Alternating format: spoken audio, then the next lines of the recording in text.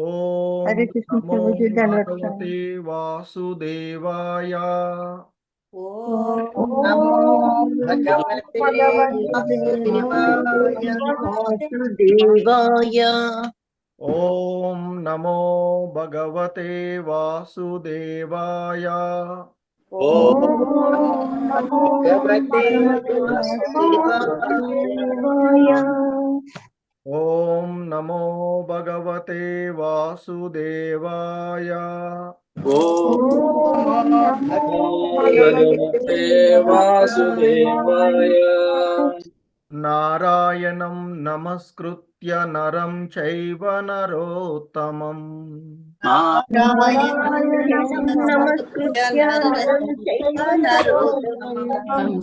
దేవీం సరస్వతిం వ్యాసం తతో జయముదీరయేత్.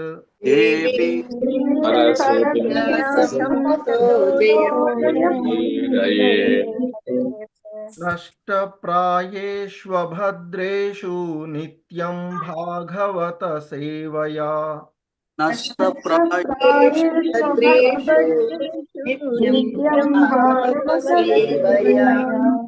భగవతి ఉత్తమ శ్లోకే భక్తిర్భవతి నైష్టికీ.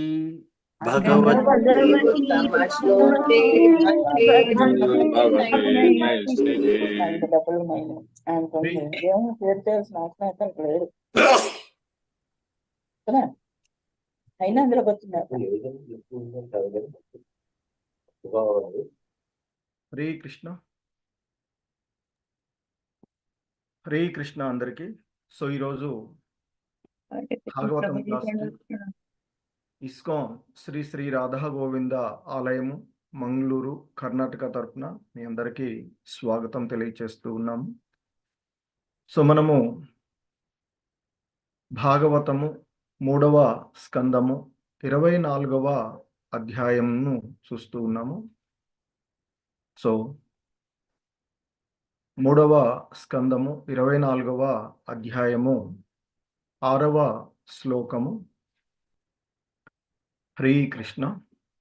So please repeat. తస్యాం బహుతితే కాలే తస్యాం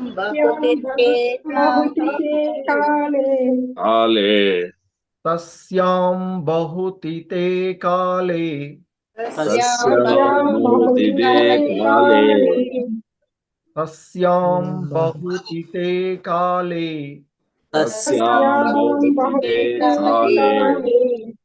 భగవాన్ మధుసూదనః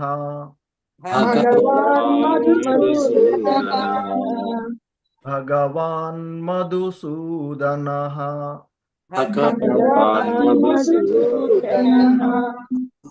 భగవాన్ మధుసూదనః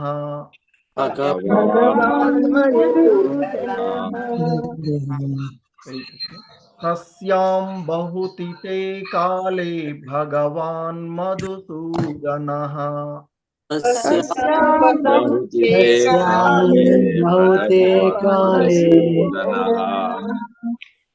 శ్రీకృష్ణ.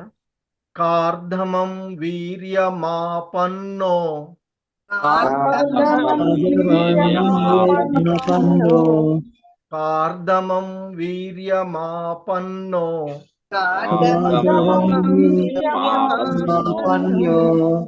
కార్ధమం వీర్యమాపన్నో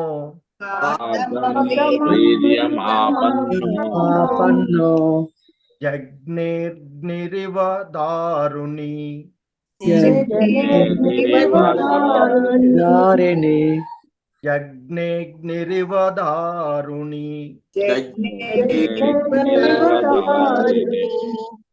యజ్ఞేగ్నివదారివదారుణి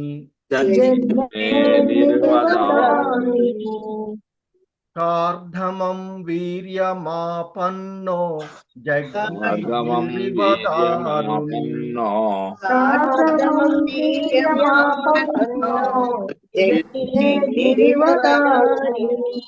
హరే కృష్ణ. మొత్తం శ్లోకం చెప్తాం.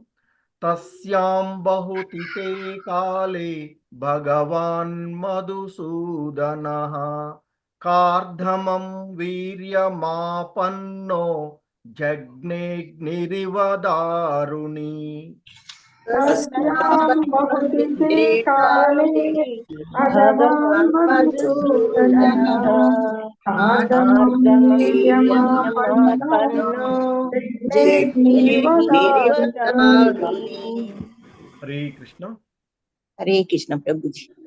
పదాల యొక్క అర్థం. తస్యాం దేవహుతి గర్భమున బహుతితే కాలే బహు సంవత్సరముల పిదప భగవాన్ భగవానుడు మధుసూదనః మధుదానవ సంహారి కర్దమాం కర్దమముని వీర్యం వీర్యమును ఆపన్నః ప్రవేశించి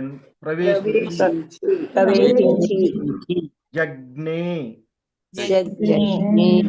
అతడు ఆవిర్భవించెను అగ్ని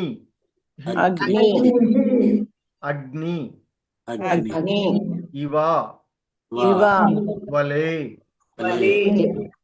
దారుణి దారువునందు. శ్రీకృష్ణ శ్రీల ప్రభుపాదుల వారి యొక్క భావము. బహు సంవత్సరముల తరువాత మధుసూదనుడు మధుదానవ సంహారి అయిన భగవానుడు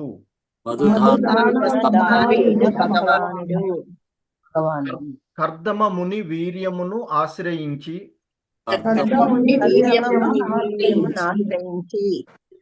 యజ్ఞమున దారువు నుండి అగ్ని వెలువడు చందమున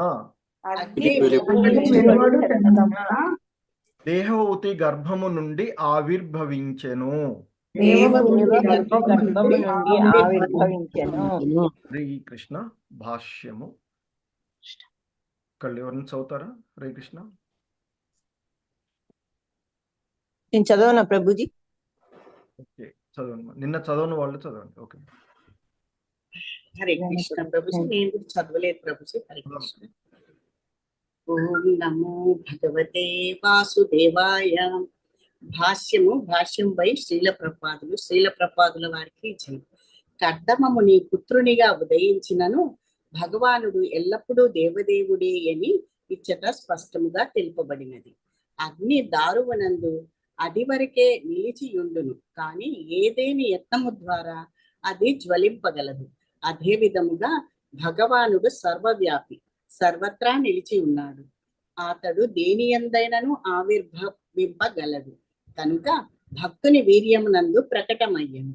సాధారణ జీవుడు వేరొక జీవుని వీర్యమును ఆశ్రయించి జన్మించు రీతిగా భగవానుడు తన భక్తుని వీర్యమును ఆశ్రయించి అతని పుత్రునిగా ఉదయించును. ఆ కార్యము అతనిని పూర్ణ స్వతంత్రమును ప్రకటించుచున్నది. సామాన్య జీవుని వలె ఏదియోనొక గర్భమున అతడు బలవంతముగా జన్మించవలసి వచ్చెననుట దాని భావము కానే కాదు. నరసింహస్వామి హిరణ్యకశ్యపుని మందిరము నందలి స్తంభము నుండి ప్రకటమయ్యను. వరాహ భగవానుడు బ్రహ్మదేవుని నాసికారంధ్రము నుండి ఆవిర్భవించను. కపిల భగవానుడు కర్ధమముని వీర్యము నుండి జన్మించను. దీని భావము బ్రహ్మదేవుని నాసికారంధ్రము లేదా హిరణ్యకశ్యపుని మందిరమునందరి స్తంభము లేదా కర్ధమముని వీర్యము భగవానుడి జన్మకు మూల కారణమని కానే కాదు. భగవానుడు ఎల్లప్పుడూ భగవానుడి. భగవాన్ మధుసూదన సమస్త దానవులను హతమార్చువాడు అతడు. ఎవరో ఒక భక్తునికి పుత్రునిగా ఉదయించినను అతడు భగవానుడే. ఇచ్చట కార్ధమం అను పదము ప్రధానమైనది. ఏలయన భగవానుడు కర్దమముని దేవహూతి దంపతులతో భక్తియుక్త సేవా సంబంధమును కలిగి ఉన్నాడని అది సూచించును. కానీ భగవానుడు కూడా సామాన్య జీవుని వలె కర్దమముని వీర్యము ద్వారా దేవహూతి గర్భమున జన్మించెనని మనము తప్పుగా అర్థము చేసుకునరాదు.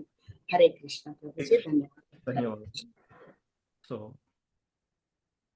శ్రీమద్ భాగవతము 3వ స్కందము 24వ అధ్యాయము 7వ శ్లోకము. Please repeat. అవాదయం స్తదా వ్యోమ్ని అవాదయం స్తథా వ్యోమ్ని అవాదయం స్తదా వ్యోమ్ని అవాదయం స్తదా వ్యోమ్ని అవాదయం స్తదా వ్యోమ్ని అవాదయం స్తదా వ్యోమ్ని వాదిత్రాణి ఘనా గణాః ఆదిత్రాణి ఆదిత్రాణి ఘనా గణాః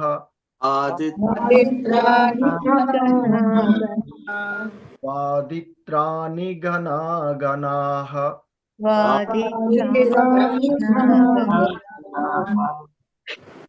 అవాదయం స్తదా వ్యోమ్ని వాదిత్రాణి ఘనా గణాః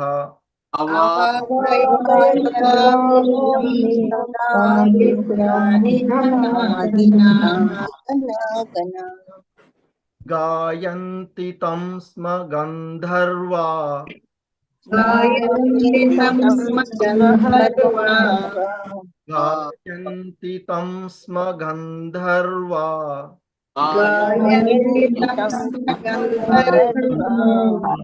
గాయంతి తం స్మ గంధర్వా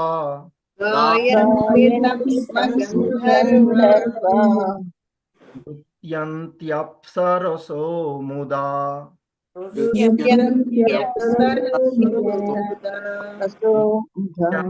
అప్సరసో ముదా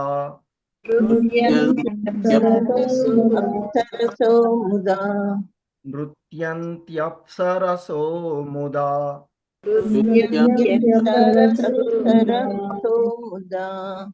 గాయంతి తం స్మ గంధర్వా నృత్యంత్యప్సరసో ముదా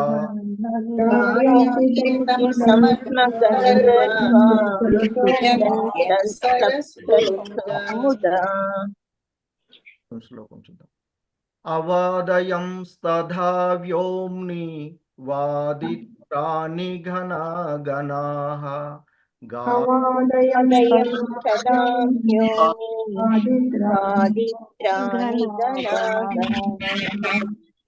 గాయంతి తం స్మ గంధర్వా సంత్యప్సరసో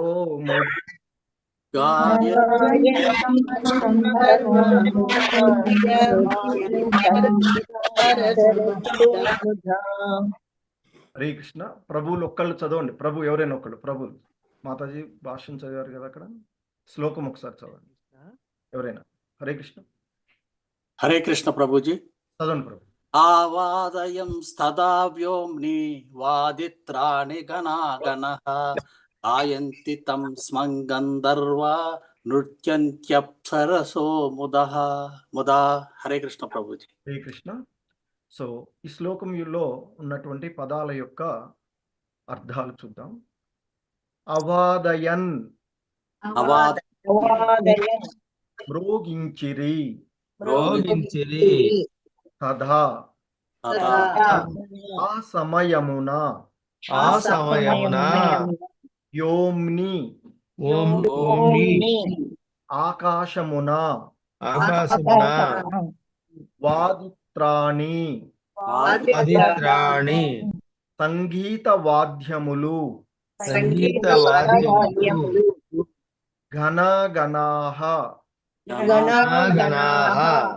వర్షించు మేఘములు వర్షించు మేఘములు గాయంతి గాయంతి గానము చేసిరి గానము చేసిరి తం తం ఆతనిని ఆతనిని స్మ మా నిక్కముగా నిక్కముగా గంధర్వాహ గంధర్వులు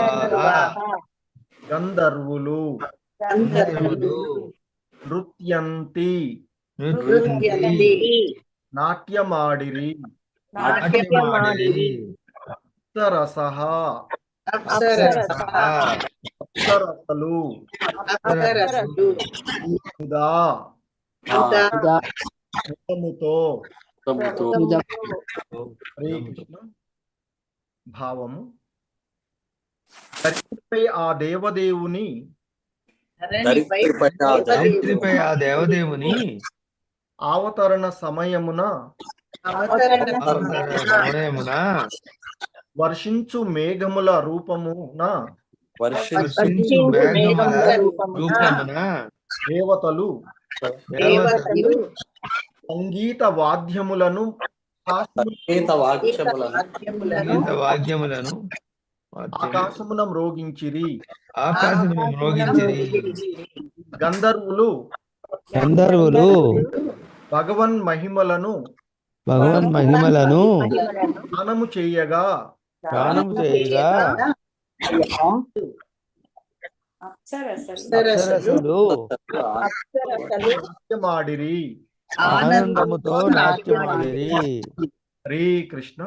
సో ఇది శ్రీల ప్రభుపాదుల వారి యొక్క భావము మరియు భాష్యము 6 మరియు 7 శ్లోకాలకు. హరే కృష్ణ. ఓం అజ్ఞానతిమిరాంధస్య జ్ఞానాంజనశలాకయా చక్షుర్మిలితం యేన తస్మై శ్రీ గురవే నమః. నమో ఓం విష్ణుపాదాయ కృష్ణప్రేష్టాయ భూతలే శ్రీమతే భక్తివేదాంత స్వామినితి నామినే. నమస్తే సారస్వతీ దేవే గౌరవాణి ప్రచారిణి నిర్విశేష శూన్యవాది పాశ్చాత్యదేశతారిణి. జయ శ్రీ కృష్ణ చైతన్య ప్రభు నిత్యానంద శ్రీ అద్వైత గదాధర శ్రీవాసాది గౌర భక్త బృంద. హరే కృష్ణ కృష్ణ కృష్ణ హరే హరే హరే రామ హరే రామ రామ రామ హరే హరే. హరే హరే కృష్ణ. సో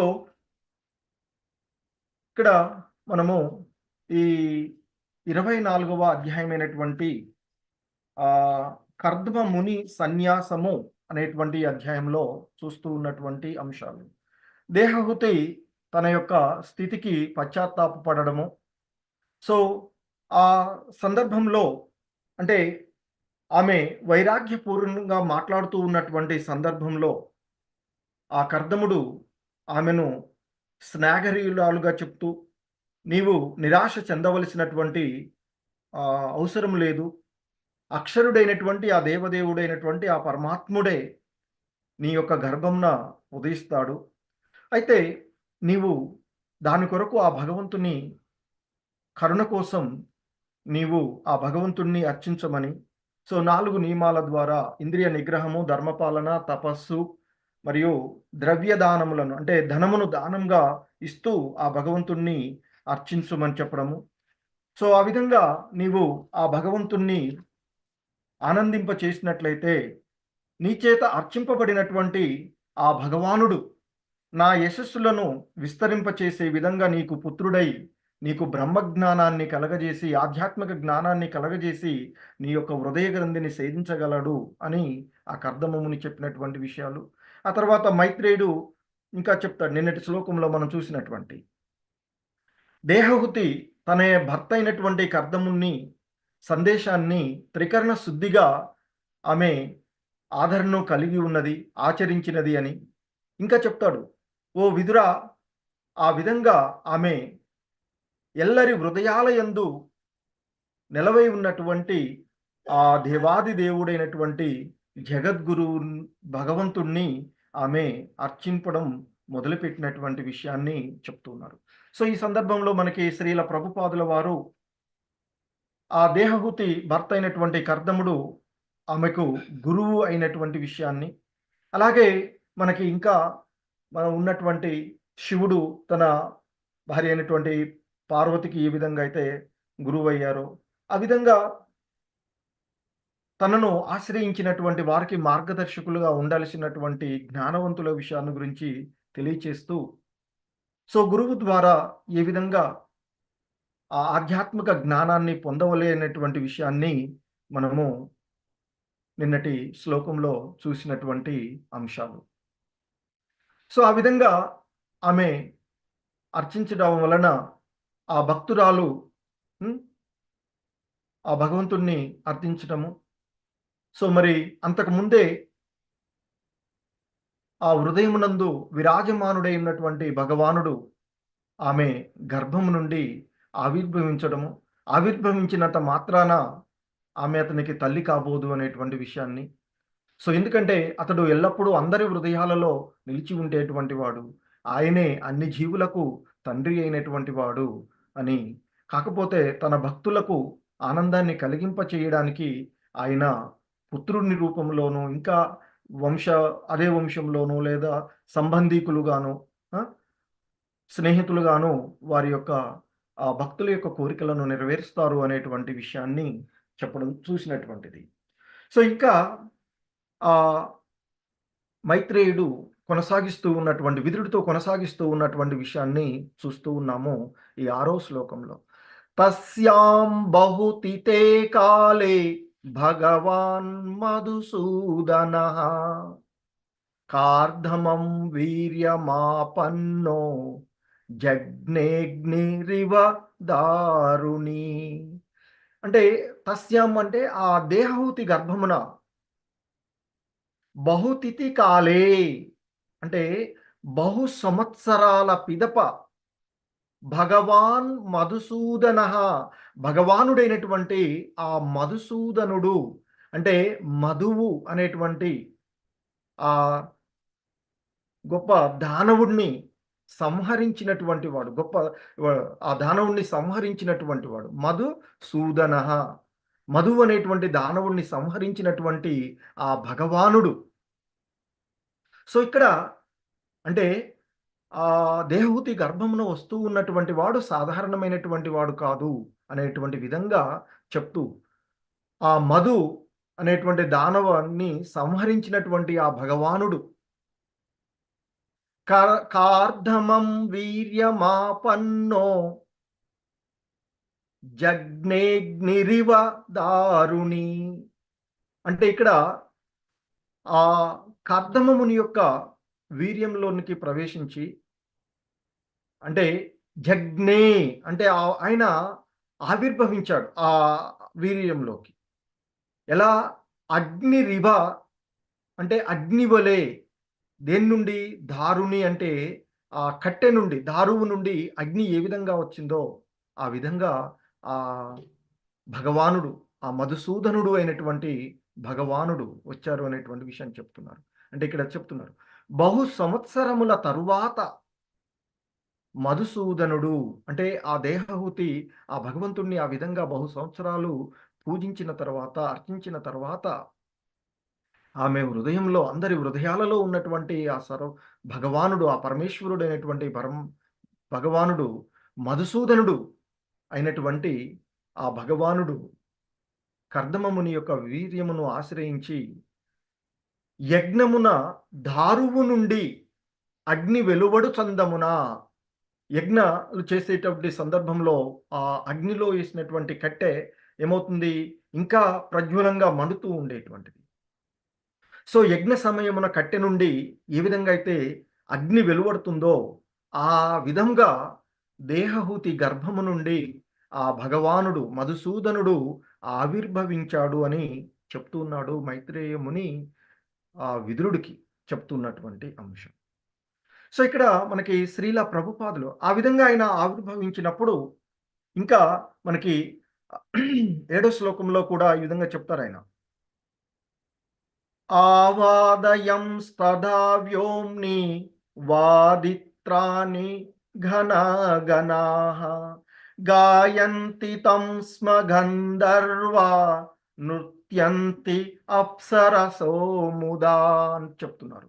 అంటే ఆ భగవానుడు, ఆ మధుసూదనుడు అయినటువంటి ఆ భగవానుడు ఆ దేహహుతి గర్భం నుండి జన్మించినటువంటి ఆవిర్భవించినటువంటి సందర్భమున, అంటే ఈ ధరిత్రి పైన ఆ భగవానుడు, ఆ దేవదేవుడు, ఆ మధుసూదనుడు అవతరణ సమయమున వర్షించు మేఘముల రూపమున, అంటే మేఘాలు వర్షిస్తూ ఉన్నప్పుడు ఏ విధంగా అయితే ఉంటూ ఉంటాయో, వర్షం ఏ విధంగా అయితే కురుస్తూ ఉంటుందో ఆ మాదిరిగా దేవతలు సంగీత వాద్యాలను ఆకాశము నుండి మ్రోగించారట. గంధర్వులేమో ఆ భగవంతుని యొక్క మహిమలను గానం చేస్తూ ఉన్నారట. అప్సరసలేమో ఆనందంతో ఆ భగవంతుడి ధరిత్రిపై ఆవిర్భవిస్తూ ఉన్నటువంటి సందర్భాన్ని పునరుస్కొని ఆ అప్సరసలేమో నాట్యం చేస్తూ ఉన్నారట. సో ఆ విధంగా భగవంతుని యొక్క జన్మ సందర్భంగా ఆనందానికి శుభ సూచకాలుగా ఉన్నటువంటివి. సో ఇంతకు ముందు మనము అధ్యాయాలలో ఆ జయ విజయులు హిరణ్యాక్ష హిరణ్యకశిపుడుగా వచ్చినప్పుడు ప్రకృతిలో కలిగినటువంటి మార్పులను చూసాం. అంటే అశుభ శకునాలు ఏ విధంగా ఉంటాయి అనేటువంటిది కూడా అంతకుముందు శ్లోకాలలో మనం చూసినటువంటిది కదా. ఆ బ్రహ్మ వివరించగా చూసి విన్నటువంటి మనం. సో ఇప్పుడు ఆ మైత్రేయముని చెప్తూ ఉన్నారు. అంటే ఇక్కడ భగవంతుడు అవతారాలు తీసుకోవడం అనేటువంటిది ఒక శుభ సూచకంగా ఉన్నటువంటి విషయం. సో ఆ శుభ సూచకానికి అంటే ధరిత్రి పైన ఆ దేవదేవుడు అవతరణం చెందుతూ ఉన్నటువంటి సమయంలో వర్షించు మేఘముల వలె ఆ దేవతలు ఆకాశం నుండి సంగీత వాద్యాలను మ్రోగించారట. సంగీత వాద్యాలను మ్రోగిస్తూ ఆనందంతో మనం భగవంతుని ఎదుట ఎట్లా చేస్తాం. సో ఆ విధంగా ఆ భగవంతుని యొక్క రాకను వారు ఆనందిస్తూ, వారు సంతోషిస్తూ, ఆ భగవంతుడు ఆ విధంగా వారికి రూపసహితుడిగా కనిపించేటువంటి, అంటే అక్కడ వచ్చేటువంటి ఒక మానవుడి రూపంలో వస్తూ ఉన్నటువంటి విషయాన్ని గ్రహించినటువంటి ఆ దేవతలు వర్షించే మేఘాల మాదిరిగా సంగీత వాద్యాలను ఆకాశమునున్న మ్రోగించారట. ఇక గంధర్వులేమో ఆ భగవంతుని యొక్క గుణగణాలను, ఆ భగవంతుని యొక్క లీలలను గానం చేస్తూ ఉన్నారట. ఇక అదే సమయంలో అప్సరసలు ఆనందంతో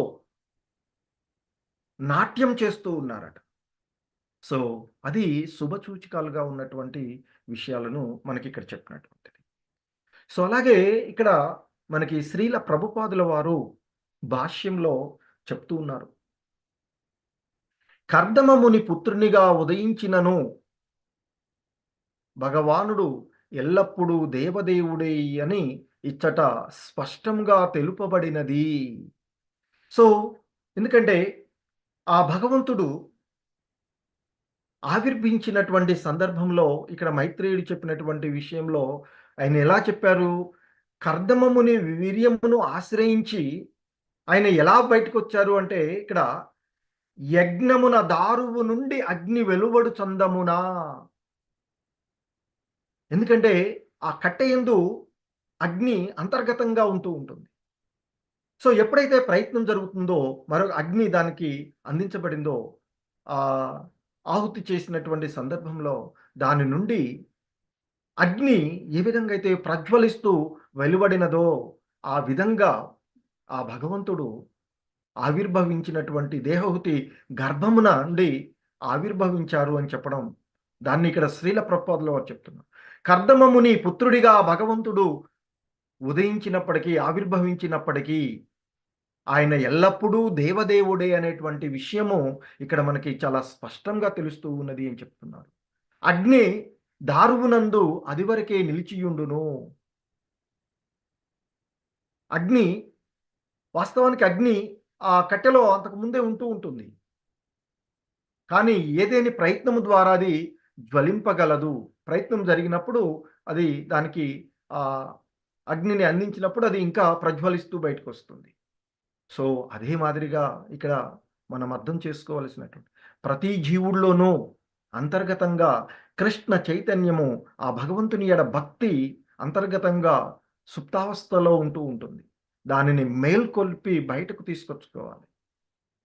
సో, అలా చేయించగలిగినప్పుడు ఏ విధంగా అయితే ఆ కట్టెలో దాగి ఉన్నటువంటి అగ్ని బయటకు ప్రజ్వలిస్తూ ఉంటుందో, అదేవిధంగా ఈ మానవులలో ఉన్నటువంటి కృష్ణ చైతన్యం, ఆ భగవంతుని ఎడ సేవ అనేటువంటిది కూడా బహిర్గతమవుతుంది అని చెప్తూ ఉంటుంటారు.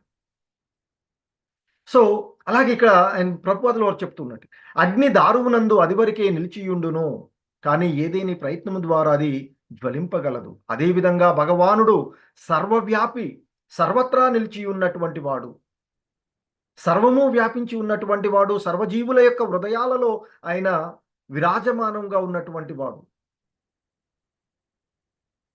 అతడు దేని నుండైనా ఆవిర్భవించగలడు. సో, కాబట్టి ఆ భగవంతుడు తన యొక్క ఇంతకుముందు కూడా మనం చూసాం.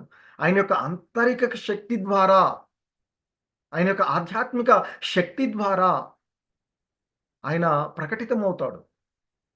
సో, ఆయన సర్వము, సర్వాంతర్వ్యాపిగా ఉన్నటువంటి సర్వము ఉన్నటువంటి వాడు. సో, ప్రహ్లాదుడు కూడా హిరణ్యకశిపుడితో చెప్తాడు. ఎక్కడ నీ హరి అంటే, ఎందెందు వెదకినా అందందే కలడు అని చెప్తూ ఉంటారు. సో, కాబట్టి ఆ భగవంతుడు సర్వము, సర్వత్రా వ్యాపించి ఉన్నటువంటి వాడు. ఆయన దేని నుండైనా ఆవిర్భవించగలడు. అంతేకాని మన సాధారణ జీవుల మాదిరిగా ఆ భగవంతుని యొక్క ఆవిర్భావాన్ని మనము పోల్చుకోవద్దు అనేటువంటి విషయాన్ని కూడా చెప్తారు.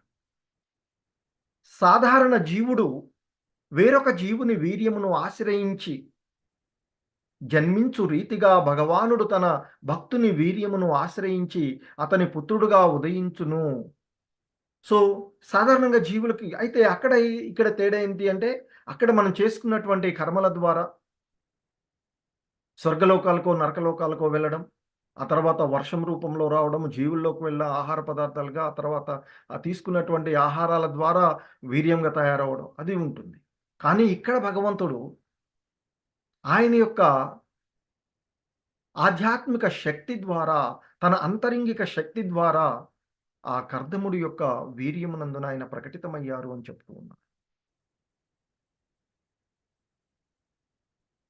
ఆ కార్యము అతని పూర్ణ స్వతంత్రము ప్రకటించుచున్నది. ఎందుకంటే ఇంతకుముందు కూడా భగవద్గీత యందు భగవంతుడు చెప్తారు. ఎందుకంటే ఆ భగవంతుడు ఈ దేహం, పాంచభౌతికమైనటువంటి ఈ దేహం, ఈ యంత్రంలో ఆసీనులైనటువంటి ఆత్మతో పాటు పరమాత్ముడు కూడా ఉంటాడు. పరమాత్ముడుగా ఉన్నటువంటి ఆయన సాక్షీభూతంగా ఉంటాడు. ఈ ఆత్మ తను అనుభవిస్తూ ఉన్నటువంటి, తాను చేస్తూ ఉన్నటువంటి కర్మలన్నిటికీ కూడా సాక్షీభూతంగా ఉంటాడు. ఆ తర్వాత మనం మర్చిపోతాం ఒక దేహం నుండి మరొక దేహానికి మారినప్పుడు. కానీ ఆ భగవంతుడు ఆ కర్మానుసారంగా మనకు ఇచ్చేటువంటి మంచి చెడుల ఫలాలన్నింటినీ కూడా ఆయన ఇస్తూ ఉంటుంటాడు. సో, మరి అలాగే మనకి దైవాసుర సంపద్ విభాగ యోగంలో భగవద్గీతలో చెప్తాడు. ఈ విధంగా అసుర భావాలను ఆశ్రయించినటువంటి వారు అంతకంతకీ దిగజారిపోతూ ఉంటారు. వారిని మరలా నేను అసుర యోనులలోనే పడవేస్తాను. అంటే ప్రతి జీవుని వారి యొక్క కర్మలను అనుసరించి వారికి ఎటువంటి దేహము వస్తుంది, ఎటువంటి దేహాన్ని వాళ్ళు పొందగలరు అనేటువంటి విషయాన్ని నిర్ణయించగలిగేటువంటి సర్వ అధికారము ఆ భగవంతుడికి ఉన్నది. కానీ భగవంతుడు మాత్రం తన ఇష్టానుసారంగానే ఆయన అవతారాలు తీసుకునేటువంటి అంశం. సో, ఇక్కడ అందుకే శ్రీల ప్రభుపాదులు వారు చెప్తున్నారు, ఆ విషయంలో ఆ పూర్ణ స్వతంత్రము ఆ భగవంతుడికి ఉన్నది అని, సామాన్య జీవుని వలె ఏదో ఒక గర్భమున అతడు బలవంతంగా జన్మించవలసి అనే భావము కానే కాదు అని చెప్తున్నారు. అలాగే ఆయన ఇక్కడ మనకు చెప్తున్నారు, నరసింహస్వామి ఎప్పుడైతే ప్రహ్లాదుడు అప్పుడు అంటే ఎక్కడ వెతికినా భగవంతుడు ఉంటాడు, నా ప్రభువు ఉంటాడు అని చెప్తే, అయితే ఈ స్తంభంలో ఉంటాడంటే ఉంటాడు అని చెప్తాడు. తన భక్తుడి యొక్క మాటను నెరవేర్చడానికి ఆ నరసింహస్వామి అవతారంలో ఆ హిరణ్యకశిపుని యొక్క మందిర స్తంభము నుండి ఆయన ప్రకటితమైనటువంటిది. అలాగే మరి ఇంకా వరహ అవతారం, వరహ భగవానుడుగా ఆయన అవతారం తీసుకున్నప్పుడు బ్రహ్మదేవుడు ఆలోచిస్తూ ఉన్నటువంటి సందర్భంలోనే ఆ నాసిక నుండి చిన్న వరహ రూపంలో రావడము, ఆ తర్వాత అది బ్రహ్మాండం అంతా వెదగడము, అవన్నీ కూడా మనం ఇంతకుముందు చూసినటువంటి.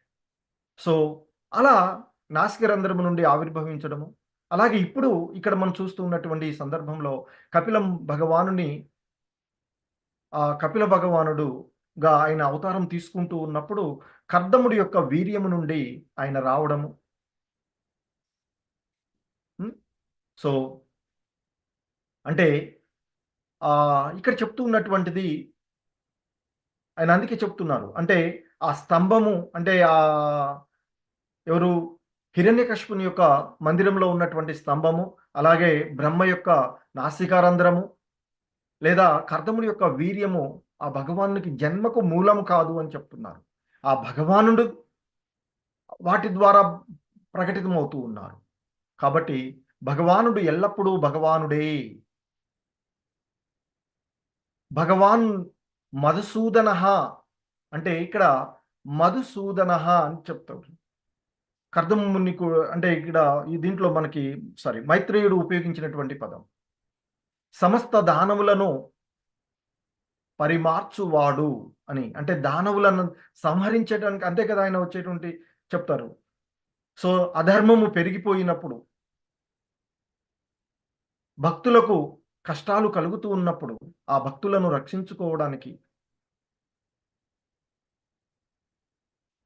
తర్వాత దుర్మార్గులను శిక్షించడానికి ఆయన అవతారాలు తీసుకుంటారు అని చెప్తారు. సో ఇక్కడ అందుకే ఆయన్ని మధుసూదనః, మధు అనేటువంటి దానవుని అంటే ఆ దానవులను సంహరించేటువంటి వాడు ఆ భగవంతుడు. సో ఇక్కడ కార్దమం అను పదం గురించి కూడా చెప్తూ ఉన్నారు. ఎందుకంటే ఆయన కర్దమముని యొక్క వీర్యాన్ని ఆశ్రయించి వస్తూ ఉన్నటువంటి వాడు. అంతేకాని ఆ కర్దముడి యొక్క వీర్యము భగవంతునికి మూలం కాదు అనేటువంటి విషయము ఇక్కడ చెప్తున్నటువంటి. కర్దమముని దేహహూతి దంపతులతో భక్తియుత సేవా సంబంధమును కలిగి ఉన్నాడు అని మాత్రమే ఇక్కడది సూచిస్తూ ఉన్నటువంటి. తన భక్తులైనటువంటి ఆ దేహహూతి మరియు కర్దములను, ఎందుకంటే దేహహూతి ఆ స్వయంభువ మనువు కూతురు ఎంతో అవకాశం ద్వారా మానవ జన్మ పొందడము మనం చూసినటువంటి అవకాశాలు.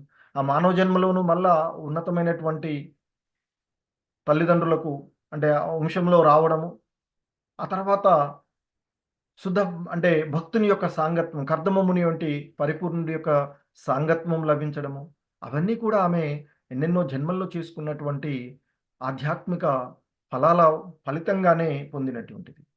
సో ఆ విధంగా ఆ కర్దమముని మరియు దేహహూతుల దంపతులతో ఆయన ఆ భక్తియుత సేవా సంబంధాన్ని, వారు కోరుకున్నటువంటి భక్తుల యొక్క కోరికను నెరవేర్చడానికి, వారి యొక్క పుత్ర వాత్సల్యాన్ని నెరవేర్చడానికి సూచిస్తుంది అని, అంతేకాని ఆయన కర్దమముని యొక్క వీర్యము ఆయనకు మూలం కాదు అనేటువంటి విషయాన్ని చెప్తున్నారు శ్రీల ప్రభుపాదుల వారు. భగవానుడు కూడా సామాన్య జీవుని వలె కర్దముని వీర్యము ద్వారా దేహహూతి గర్భమున జన్మించినని మనం తప్పుగా అర్థం చేసుకొనరాదు అంటూ మనకి శ్రీల ప్రభుపాదుల వారు చాలా చక్కటి భాష్యమును ఇచ్చినటువంటి అంశం. హరే కృష్ణ. ధన్యవాదాలు. హరే కృష్ణ.